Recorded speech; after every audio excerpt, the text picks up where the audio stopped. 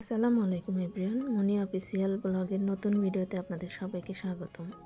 চলে এলাম নতুন একটা ভিডিও নিয়ে আপনাদের সাথে শেয়ার করার জন্য। ভিডিওটি স্কিপ না করে শেষ পর্যন্ত দেখার অনুরোধ রইল। আশা করি সবাই ভালো আছেন। তো আমি এখানে মেটে আলু নিয়েছি। মেটে আলুগুলো আমি একটু মোটা করে কেটেছি, কারণ মেটে আলুটা খুব দ্রুত গলে যায়, তাই একটু মোটা করেই কেটে নিয়েছি। ভালো করে ধুয়ে রেখেছি। এখানে আমি আর নিব চিংড়ি মাছ, মিডিয়াম সাইজের চিংড়ি মাছ নিয়েছি। মেটে আলু দিয়ে চিংড়ি মাছ খেতে কিন্তু অসাধারণ লাগে। তো এখন আমি মশলা রেডি করব। এখানে একটা মিক্সির জার নিয়েছি, এর মধ্যে পেঁয়াজ কাঁচামরিচ দিয়ে দিলাম, আর দিব কয়েক টুকরা রসুন আর 1 চামচ মতো জিরা। সামান্য পানি দিয়ে একটু ব্লেন্ড করে নিব। তারপর আবার এর মধ্যে ধনিয়া পাতা ডাঁটি দিয়ে আবার একটু ব্লেন্ড করে নিব। তো আমার মশলাটা রেডি হয়ে গেছে।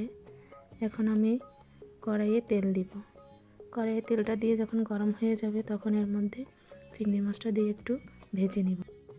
চিংড়ি মাছটা ভাজা হয়ে গেলে এর মধ্যে ব্লেন্ড করা মশলাটা দিয়ে দিব। মশলাটা দিয়ে আমি একটু কয়েক মিনিট কষিয়ে নিব, যাতে মশলার কাঁচা গন্ধটা না থাকে। তো আমি ভালো করে নেড়ে চেড়ে দিচ্ছি। এখন আমি এর মধ্যে দিয়ে দেব হলুদ 1 চামচ মতো আর স্বাদ মতো লবণ। তো লবণ হলুদ দিয়ে আমি ভালো করে নেড়ে চেড়ে আবার একটু পানি দিব। পানি দিয়ে আমি ভালো করে কষিয়ে নিচ্ছি। যতক্ষণ না মশলাটা থেকে তেল ছেড়ে দেয় ততক্ষণ আমি কষাবো। তো আমার মশলাটা প্রায় কষানো হয়ে গেছে। এখন আমি আলু কষানোর জন্য 1 কাপ মতো পানি দিয়ে দেব।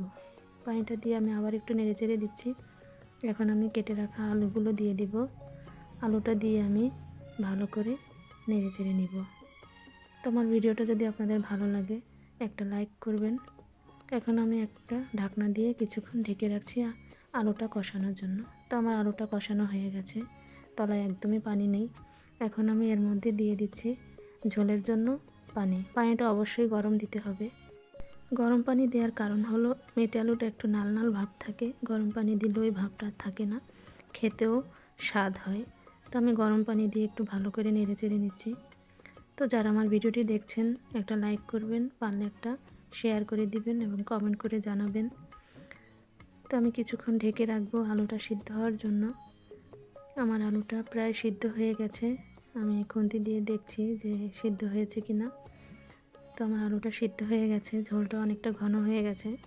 এখন আমি এর মধ্যে ধনিয়া পাতা দিয়ে দিব। তো যারা আমার ভিডিওটি দেখছিলেন তাদেরকে অসংখ্য ধন্যবাদ। এখনও সাবস্ক্রাইব করেননি তারা সাবস্ক্রাইব করে আমার পাশে থাকবেন।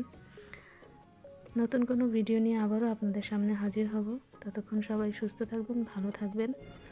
আমার রেসিপিটা রেডি হয়ে গেছে, আমি এখন নামিয়ে নিলাম। সবাই ভালো থাকবেন। আল্লাহ হাফেজ।